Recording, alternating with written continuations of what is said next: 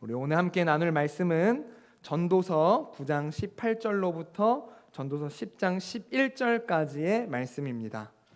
제가 가진 성경은 구약 성경 958쪽에 있습니다. 구약 성경 958쪽에 있는 전도서 9장 18절로부터 10장 11절까지의 말씀입니다.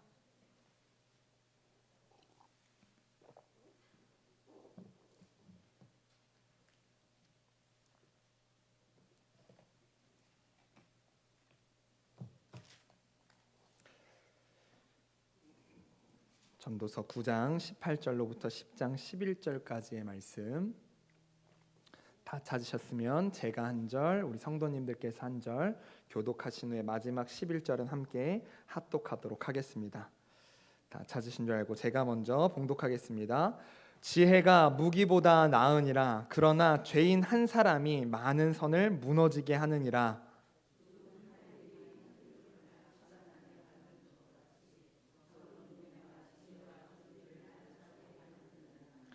지혜자의 마음은 오른쪽에 있고 우매자의 마음은 왼쪽에 있느니라.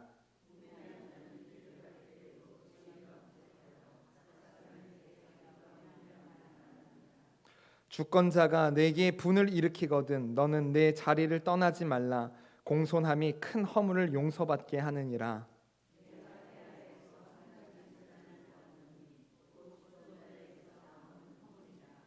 우매한 자가 크게 높은 지위들을 얻고 부자들이 낮은 지위에 앉는도다.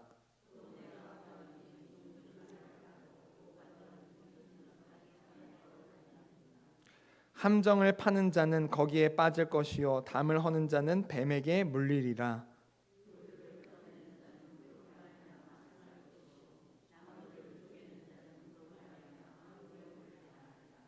철 연장이 무디어졌는데도 나를 갈지 아니하면 힘이 더 드느니라. 오직 지혜는 성공하기에 유익하니라. 주술을 베풀기 전에 뱀에게 물렸으면 술객은 소용이 없느니라. 아멘. 네, 오늘은 전도서 11번째 시간입니다. 이제 제가 전도서 10장을 이렇게 설교 준비를 하다 보니까 이게 참 쉽지 않습니다. 왜냐하면 두세 개의 구절마다 작은 주제들이 쪼개져 있다 보니까 이 전도자가 계속 다른 소리를 하는 것 같고, 왜 이 소리를 하다가 이 소리를 하지? 왜 이 소리를 하다가 저 소리를 하지? 이렇게 무슨 말을 하고 싶은 건지 도통 해석하기가 어렵습니다. 그런데 이 작은 구슬들 하나하나를 잘 꿰매어 가지고 예쁜 목걸이를 만들어서 우리 성도님들에게 선물하는 것이 설교자의 숙제라고 생각하는데요. 제가 이제 그 숙제를 해결하려고 하다 보니까 오늘 본문을 10장 1절부터 시작하는 것이 아니라 9장 18절부터 시작하는 것이 보다 자연스럽겠다라는 생각을 하게 되었습니다. 실제로 우리 성도님들께서 성경을 이제 읽고 묵상하시다 보면 성경에 기입된 장과 절에 의지하여서 성경을 읽으시려고 할 때가 많이 있습니다. 그런데 사실 우리가 꼭 장이 여기까지 끊어졌으니까, 절이 여기까지 끊어졌으니까 이렇게만 읽어야겠다라고 하실 필요는 없습니다. 이제 최초에 쓰여졌던 성경은요, 사실 장과 절에 대한 구분이 없습니다. 이것이 1200년대부터 처음으로 이제 장 구분이 시작되고 1500년, 1600년대에서 이제 절을 기입했다 보니까 우리들이 꼭 여기에 얽매이실 것이 아니라 우리 한번 자연스럽게 읽어볼 수 있는 대로 본문을 끊는 것도 유익할 것 같습니다. 자, 9장 18절을 보니까요, 죄인 한 사람 때문에 많은 선이 무너지게 한다라는 것이 이렇게 있습니다. 그리고 10장 1절도 보니까요, 같은 맥락이 있어요.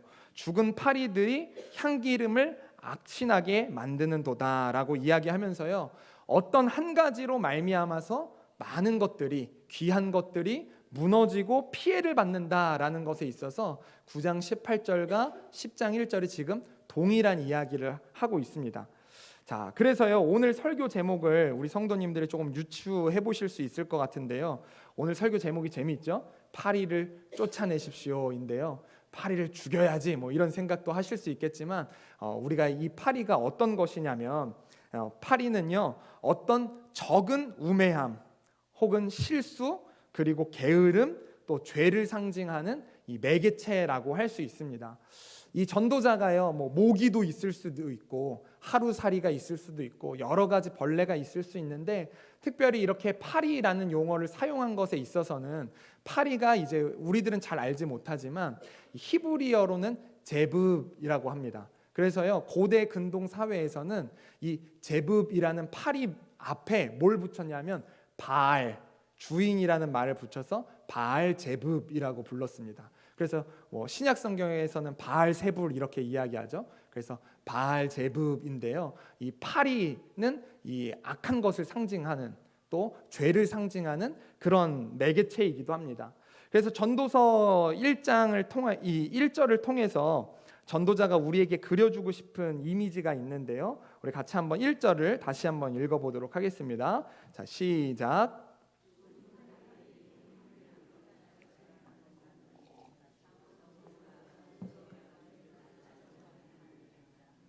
아멘. 자, 여기 이제 향기름이 있습니다. 향유죠. 다들 뭐 신앙생활 하시면서 너무 많이 들어보셨겠지만, 이 고대 근동 사회에서는 이 향기름이 굉장히 비싼 것입니다. 그래서 이 한 방울 한 방울이 너무너무 소중하고 귀하다 보니까 굉장히 비싸기도 했는데요, 그 귀한 향기름 안에 갑자기 파리가 웽웽거리다가 그 안으로 들어간 거예요. 그래서 그 안에서 막 발버둥을 치다가 거기서 죽게 되었습니다.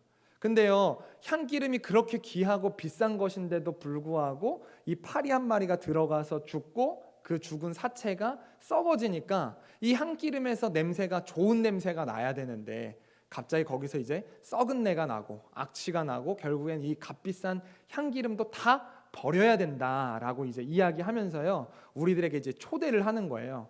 그러니까 우리의 인생에서도, 우리의 삶에서도 이 작은 파리 같은 문제들, 이 작은 파리 같은 실수들, 이 작은 파리 같은 우매함들, 또 이 작은 파리 같은 죄들이 우리가 지난 세월 동안 열심히 살아왔고 값지게 살아온 인생을 무너뜨릴 수도 있다. 그것이 우리의 인생의 명예를 훼손시킬 수도 있다. 그러니까 이 작은 것들을 조심해야 된다라고 하면서 우리들을 이제 초대하고 있습니다. 어제요, 김은파 강도사님과 함께 점심 식사를 위해서 식당에 갔습니다. 이 식당은요, 특별히 김은파 강도사님이 최근에 맛있어 해서 저에게 종종 가자고 하는 이 백반집인데요, 어제도 우리 강도사님께서 먼저 그 식당에 가자고, 점심을 거기서 먹자고 저에게 권면을 했습니다. 그래서 그 식당을 갔습니다. 그리고 음식을 시켰는데요, 공깃밥을 딱 뚜껑을 열었는데 우리 은파 강도사님 공깃밥 뚜껑에 고춧가루가 있는 거예요. 그러니까요, 은파 강도사님이 이렇게 미간을 찌푸리고, 네, 그래도 맛있게 다 먹었습니다. 다 맛있게 먹었는데요, 어떻죠? 우리가 어떤 식당에 가서 이해도 하죠. 설거지하다 그 고춧가루 하나 안 떨어졌을 수도 있죠. 그런데 이해도 하지만 그거 하나를 보면 어떻습니까? 기분이 갑자기 확 상하고 입맛이 확 떨어지잖아요. 그 작은 것이거든요, 작은 거. 근데 마찬가지로 우리의 인생에도 그 작은 거 하나, 그 작은 거 하나가 모든 것을 인상 찌푸리게 만들고 식욕을 떨어뜨리고 다 망가뜨릴 수 있다라고 지금 이야기하는 것입니다. 그래서 전도자가 이제 1절부터 11절까지 총 3가지의 쫓아내야 될 파리, 이 우매함, 실수들 이제 설명을 해주는데요, 먼저 우리가 가장 먼저 쫓아내야 될 파리가 뭐냐면요, 말씀에 어긋난 지혜를 쫓아내셔야 됩니다. 어떤 거라고요? 말씀에 어긋난 지혜. 여러분, 세상을 살다 보면 우리가 경험도 쌓이게 되고 또 여러 가지 교회를 다니지도 않지만 세상에서 성공한 사람들의 이 성공담, 그런 지혜들을 듣고 있자면 우리들이 왠지 그것을 따라가야 될 것 같고 그런 생각이 듭니다. 그런데 오늘 전도자는요, 말씀에 어긋난 지혜는 철저하게 쫓아내야 된다라고 이야기를 하는데요, 자, 9장 18절을 한번 우리 읽어볼까요? 9장 18절 다 같이 읽어보겠습니다. 시작.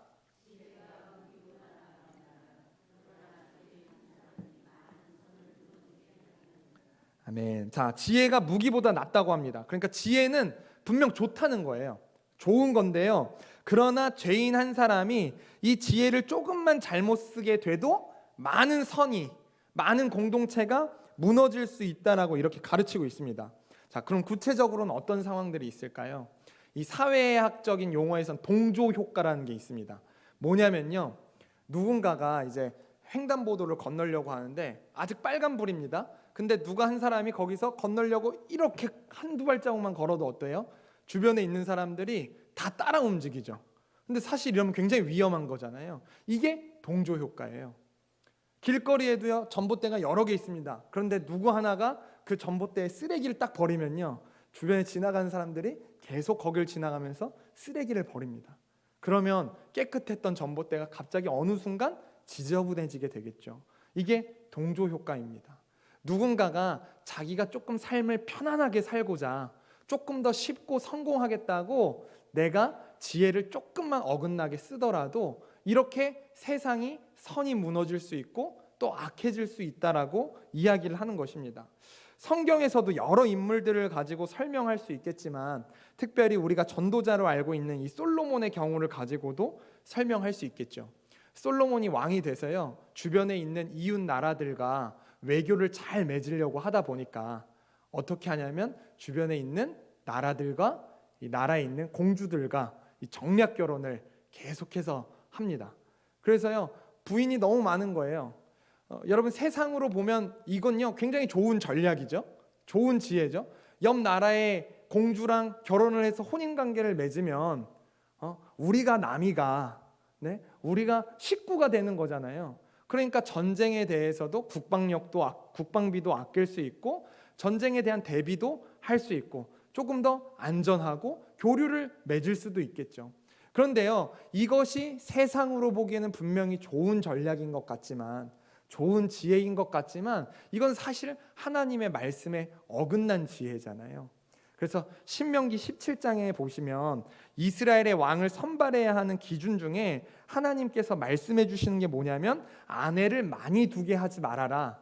이게 이스라엘의 왕에 대한 기준이에요. 하나님께서 명확하게 신명기에 말씀하세요. 근데 하나님의 말씀에 어긋난 이 지혜의 방식, 정략 결혼을 열심히 해갖고 아내를 많이 둬버리는 거, 이것이 솔로몬의 어찌 보면 말씀에 어긋난 지혜라고 할 수 있겠죠. 그러다 보니까 많은 선이 무너지고 공동체가 무너지기 시작합니다.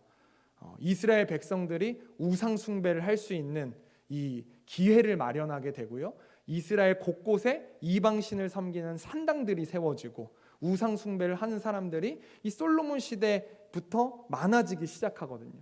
그러니까 이것이 잘못된 것입니다. 우리들도 마찬가지입니다. 우리들도 흔히 잔머리라고 하기도 하고요, 또 유도리라고도 말하는데요. 여러분, 저는요 유도리 있는 사람 너무 좋아합니다. 갑갑하지도 않고 답답하지도 않고 아주 시원하고 쿨하게 일 처리를 하는 방식이 저는 너무 좋습니다. 그런데요, 여러분, 우리가 신앙생활 안에서 잔머리와 이 유도리를 섞어서 그렇게 지혜를 짜내는 것이요, 때때로는 너무나도 주의해야 될 필요도 있습니다. 우리가 조금 더 쉽게 신앙생활하고 조금 더 편안하게 신앙생활하고 싶어하고 그렇게 우리들이 머리를 쓰다 보면요, 오히려 공동체 안에는 많은 선이 무너질 수 있다라는 것, 또 우리의 삶도 쉽고 편안하게 살려다 보면 그것이 오히려 하나님의 말씀에 어긋나는 삶을 살 수도 있기 때문에 말씀에 어긋나는 지혜, 이 파리를 우리들이 쫓아내야 된다라고 성경이 가르치고 있습니다. 자, 두 번째는요, 기분이 태도가 되는 파리를 쫓으셔야 됩니다. 뭐라고요? 기분이 태도가 되는 파리를 쫓으셔야 됩니다. 여러분, 성경에 이렇게 구체적으로 기록되어 있지는 않지만 이 맥락을 살펴보면 이렇게 정의하는 것이 좋을 것 같습니다. 자, 2절에서는 이렇게 이야기하거든요. 지혜자의 마음은 오른쪽에 있고 우매자의 마음은 왼쪽에 있느니라 라고 말씀하고 있는데요. 여러분, 우리가 살면서 뭐 오른쪽이 중요하냐 왼쪽이 중요하냐 실제로 이걸 얘기하는 것이 아닙니다. 우리가 오늘 예배 드리고 나서 지혜자는 오른쪽이 중요하다라고 하면요, 여러분, 오늘 우리들이 예배당 밖을 나가서요, 오른쪽으로 하늘꿈 북카페 쪽으로 가셨다가 또 오른쪽으로 가셨다가 또 오른쪽으로 가시면 결국엔 송화시장으로 들어가시게 된단 말이에요. 근데 여러분, 지금 이걸 이야기하는 게 아닙니다. 이거는 이제 시적인 표현이거든요. 성경에서 오른쪽은 항상 바른 길이고 항상 의로운 것을 이야기합니다. 왼쪽은요, 올바르지 않은 길, 나쁜 것, 부정적인 것을 이제 설명하는 게 오른쪽이냐 왼쪽이냐예요. 근데 여러분, 삶을 살다 보면요, 항상 지혜로운 사람들은, 선한 사람들은요, 생각하고 행동할 줄 알죠. 그런데 또 악한 사람들이나 자기의 기분대로 행동하는 사람들은 후회할 행동들을 많이 합니다. 그래서 제가 좋아하는 영화 중에 친구라는 영화가 있는데요. 그 친구 두 번째 후속편을 보면 이런 얘기를 해요. 후회할 짓을 하는 게 건달이다. 딱 이런 얘기를 해요. 굉장히 멋있게 얘기하는데 이런 건 잘못된 겁니다. 네, 후회할 짓을 하는 거, 여러분 그건 좋지 않은 것이죠. 자, 그래서요. 분명히 우리가 살아내면서 내 기분에 따라서 태도를 바꾸는 경우가 많이 있습니다. 그래서 레몬 심리라는 필명으로 기분이 태도가 되지 않게 해라라는 책을 쓰신 분이 있는데요. 그 책에 보면 이런 말이 있습니다. 나쁜 기분은 순간이지만 나쁜 기분 때문에 보여준 못난 태도는 오랫도록 꼬리표처럼 따라다닌다라는 말을 합니다. 여러분, 지혜로운 사람은요, 자신의 감정이 좋지 않고 기분이 나쁘다고 해서 타인에게 못난 태도를 보이지 않습니다. 반면에 우매한 사람은 자신의 기분과 감정을 가지고 타인에게 그 기분과 감정을 막 쏟아내면서 못난 태도를 보이는 경우가 많이 있죠. 그래서 오늘 본문 4절에도 이와 비슷한 설명을 하고 있습니다. 우리 같이 10장 4절을 같이 읽어보도록 하겠습니다. 시작.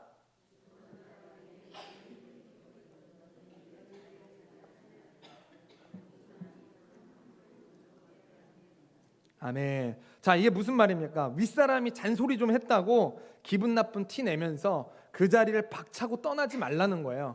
에이! 이러면서 떠나지 말라는 거죠. 공손하게 겸손하게 그 자리에 있는 것, 그것이 큰 허물을 용서받을 수 있다라고 이야기합니다. 이렇게 특별한 어떤 정황과 상황을 성경은 기록해 뒀지만 이것을 우리가 폭넓게 우리가 좀 적용한다면, 특별히 우리 권사님들 같은 경우에 윗사람이 이제 많이 안 계시잖아요. 거의 권사님들이 윗분들 아니십니까? 그러니까 우리들이 성경의 말만큼만 딱 적용하는 것이 아니라 이 개념을 조금 더 폭넓게 우리들이 적용한다면 이렇게 할 수 있습니다. 기분이 태도가 되지 않게 해라.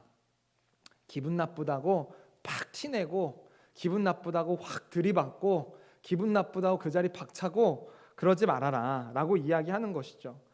사실요, 이건요, 우리 성도님들 다 아시는 얘기입니다.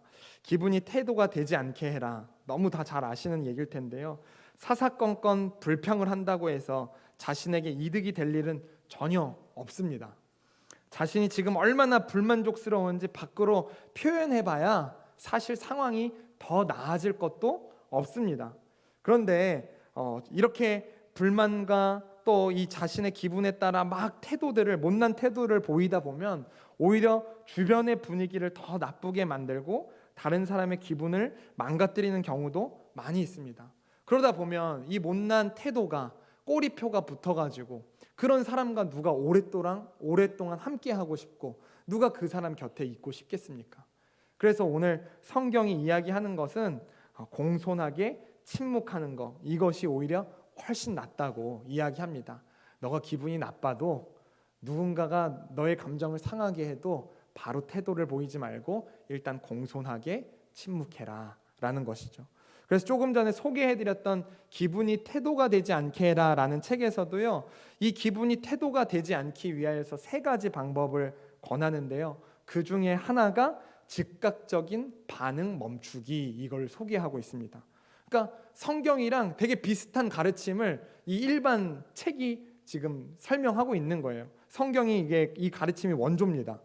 사랑하는 성도님들, 우리 직장에서 받은 스트레스 가족한테 푸시지 마시고, 또 집에서 받은 스트레스 바깥에 와서 남에게 함부로 표출하지 마시고, 이런 못난 태도 우리에게 꼬리표가 달지 않도록 우리 함께 이 1절의 말씀처럼 이 적은 우매가 우리의 명예를 훼손시킬 것을 우리들이 좀 주의하면서 살아간다면 여러분들이 훨씬 더 우리 주변 가운데에서 또 우리 교회와 가정과 직장과 모든 삶의 터전에서 많은 사람들에게 인정받는 사람들이 되리라 믿습니다. 자, 3번째 쫓아내야 될 파리는요, 대비하지 않는 게으름의 파리를 쫓으셔야 됩니다. 이 대비하지 않는 게으름. 자, 먼저 10절을 같이 한번 읽어보도록 하겠습니다. 자, 10절 시작.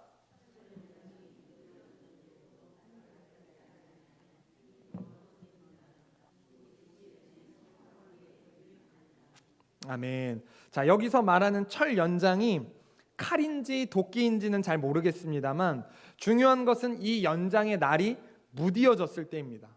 무디어둔 채로 그대로 사용하면 어떻게 될까요? 아무리 세게 내리쳐도 원하는 만큼의 효과가 나지 않겠죠. 그래서 맛있는 생삼겹살, 두꺼운 오겹살 샀는데 칼이 잘 들지 않으면요, 이걸 막 진 이겨서 잘라내야 됩니다. 혹은요, 도끼의 날이 좋지 않으면요, 나무를 팰 때도 나무가 쪼개져야 되는데 그것이 아니라 나무가 튕겨져 나갑니다. 그래서 자신의 정강이에, 자신의 가슴에 다시 튕겨져서 나오겠죠.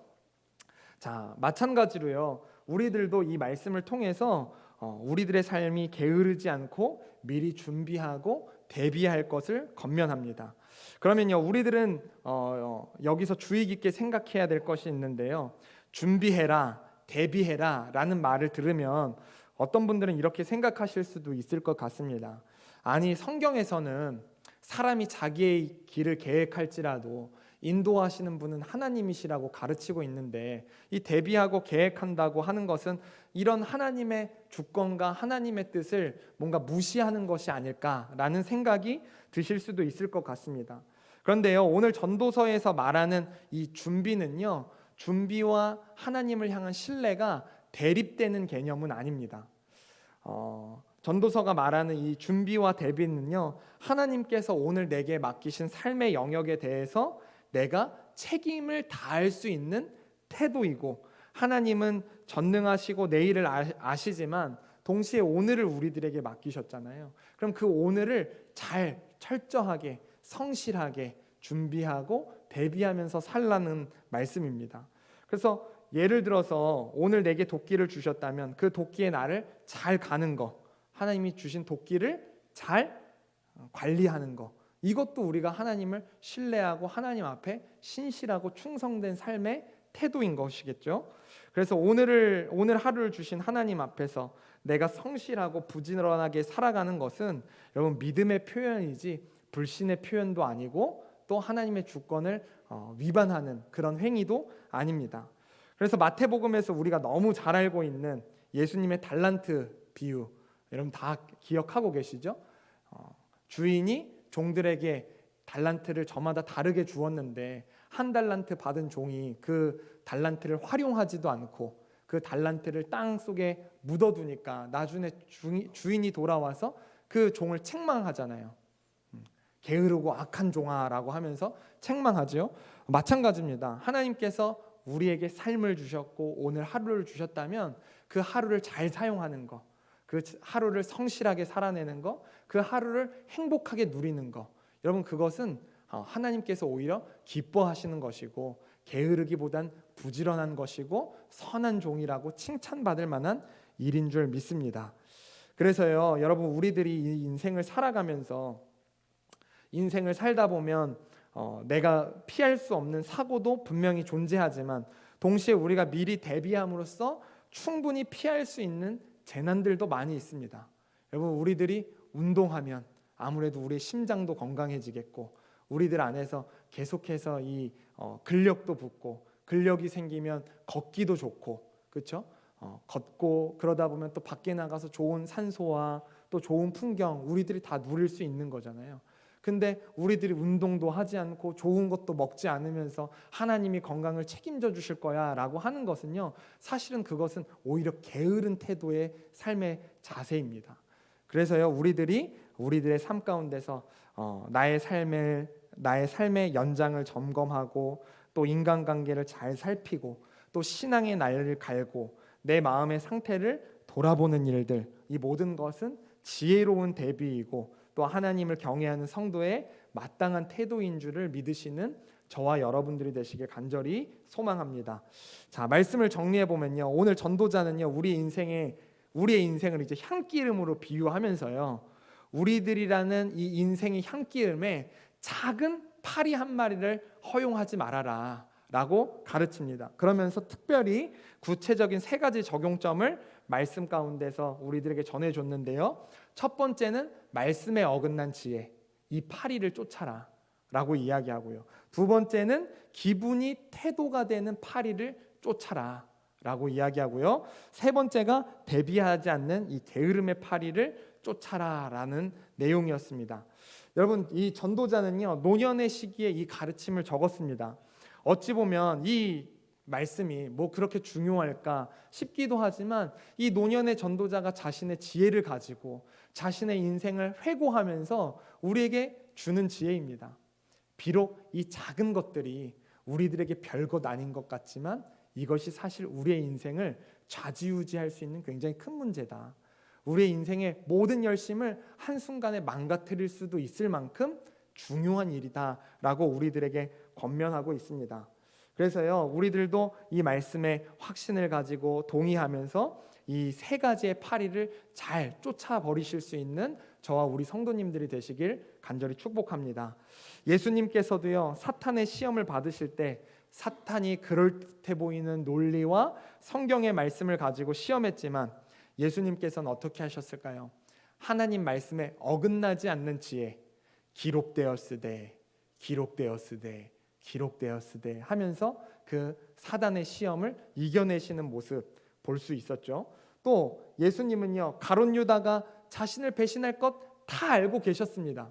그러면요, 여러분, 개목사는요 소심하고 아주 뒤끝이 심해갖고 만약에 날 배신할 놈을 알았으면요 그 자리에서 그냥 내보내지 않았을 겁니다. 근데요, 우리 예수님은 그러지 않으셨어요. 기분이 태도가 되지 않으셨습니다. 저 제자가 나를 3년이나 쫓아다닌 제자인데, 나랑 먹고 마시고 동거동락한 제자인데 제가 지금 나를 고작 그 은 몇 개 가지고 날 팔 거야 라는 걸 다 알고 계셨음에도 불구하고 그 제자와 함께 식탁 교제를 나누시고, 심지어는 어떻게 하십니까?